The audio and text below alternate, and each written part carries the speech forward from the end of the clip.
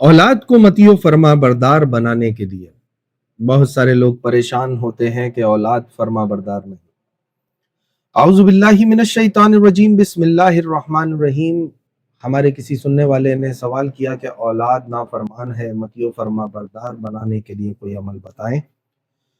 सूरह फुरकान की आयत नंबर 74 को अगर आप रोजाना 41 मरतबा पढ़ें और सूरह इब्राहिम की आयत नंबर 40 को अगर आप रोजाना 41 मरतबा पढ़ें, ये दोनों आयत भी साथ पढ़ी जा सकती हैं और अलग अलग भी पढ़ी जा सकती हैं। हर नमाज के बाद 41 टाइम्स पढ़ने का मामूल बनाने औलाद मतीयो फर्मा बरदार हो जाएगी, औलाद नेक और साले हो जाएगी, औलाद आंखों की ठंडक हो जाएगी। जिनके बच्चे फर्मा बरदार नहीं हैं, नाफरमानी करते हैं या दुनियादारी में बहुत ज्यादा मशगूल हैं, वो इस अमल को जरूर करें।